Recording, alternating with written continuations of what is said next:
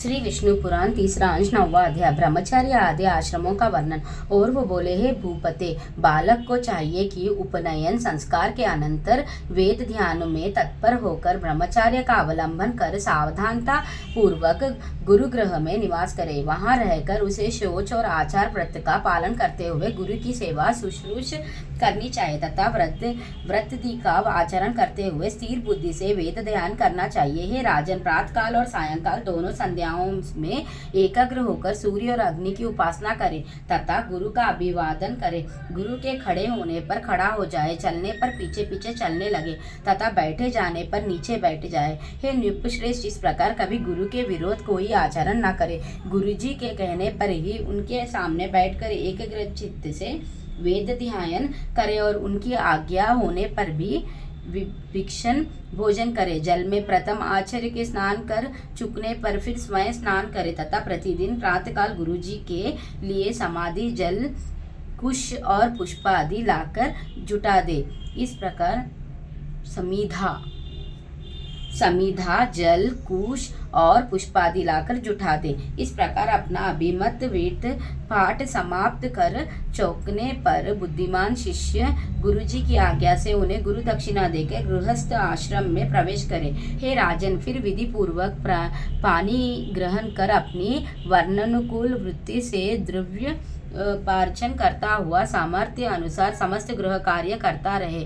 पिंड दान दी से, पितृगण की यज्ञ दी से, देवताओं की अन्नदान से, अतिथियों की स्वाध्याय से, ऋषियों की पुत्रोत्पत्ति से, प्रजापति की बलियों अन्नभाग से, भूतगणी की तथा वात्सल्य भाव से संपूर्ण जगत की पूजा करते हुए पुरुष अपने कर्म द्वारा मिले हुए उत्तम उत्तम लोकों को प्राप्त कर लेता है। जो केवल भिक्षावृत्ति से ही रहने वाले परिवार व्रजक का और ब्रह्मचारी आदि है, उनका आश्रय भी गृहस्थ आश्रम ही है, अतः यह सर्वश्रेष्ठ है। हे राजन, विप्रगण वेद ध्यान, तीर्थ स्नान और देश दर्शन के लिए पृथ्वी पर्यटन किए करते हैं। उनमें से जिनका कोई निश्चित गृह अथवा भोजन प्रबंध नहीं होता और जो जहाँ सायंकाल हो जाता है वही ठहर जाते हैं, उन सबका आधार और मूल गृहस्थ आश्रम ही है। राजन, ऐसे लोग जब घर आवे तो उनका कुशल प्रश्न और मधुर वचनों से स्वागत करे तथा शय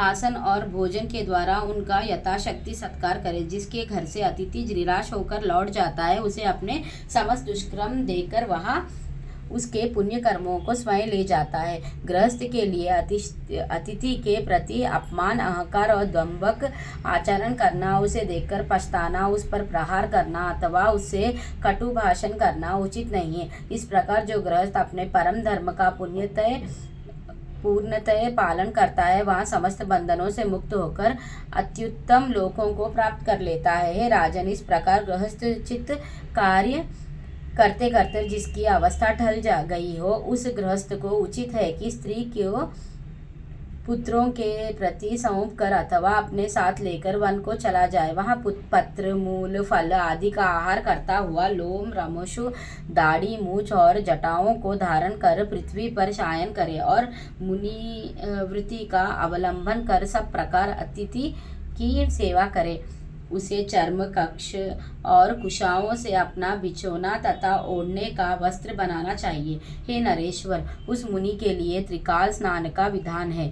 इसी प्रकार देव पूजन, होम, सब अतिथियों को सत्कार, भिक्षा और बलिवेश्व देव भी उसके विभिन्न कर्म है। हे राजेंद्र, वन्य तैल आदि को शरीर में मलना और शीतोष्ण का सहन करते हुए तपस्या में लगे रहना उसके पश्चात कर्म है। जो वानप्रस्थ मुनि इन नियति कर्मों का आचरण करता है, वह अपने समस्त दोषों को अग्नि के समान भस्म कर देता है और नित्य लोकों को प्राप्त कर लेता है।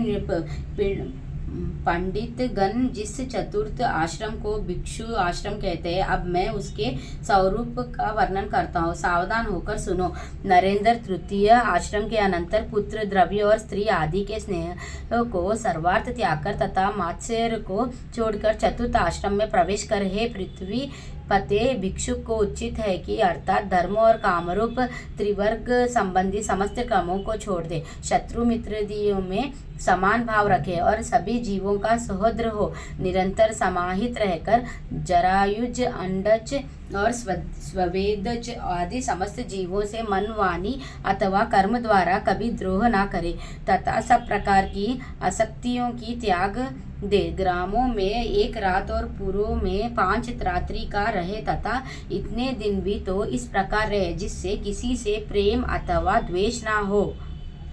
जिस समय घरों में अग्नि शांत हो जाए और लोग भोजन कर चुके, उस समय प्राण रक्षक के लिए उत्तम वर्णों में भिक्षा के लिए जाए। परिव्रजक को चाहिए कि काम, क्रोध तथा दर्प, लोभ और मोह आदि समस्त दुर्गुणों को छोड़कर ममत्व शून्य होकर रहे। जो मुनि समस्त प्राणियों को अभय दान देकर विचरता है, उसको भी किसी से कभी कोई भय नहीं होता। जो ब्राह्मण चतुर्थ आश्रम में अपने शरीर में स्थित प्राणादि सहित जठराग्नि के उद्देश्य से अपने मुख में भिक्षण रूप हवसी हवन करता है, वह ऐसा अग्निहोत्र करके अग्निहोत्रियों के लोक को प्राप्त हो जाता है। जो ब्राह्मण ब्रह्मा से भिन्न सभी मिथ्य है, संपूर्ण जगत भगवान का ही संकल्प है, ऐसे बुद्धि योग से युक्त होकर यथाविधि आचरण करता हुआ इस मोक्ष आश्रम को पवित्रता और सुखपूर्वक आचरण करता है, वह निर्धन अग्नि के समान शांत होता है और अंत में ब्रह्मलोक प्राप्त करता है। इस प्रकार श्री विष्णु पुराण के तीसरे अंश में 9वां अध्याय समाप्त। श्री विष्णु भगवान की जय। लक्ष्मी नारायण की जय। विष्णु पुराण की जय।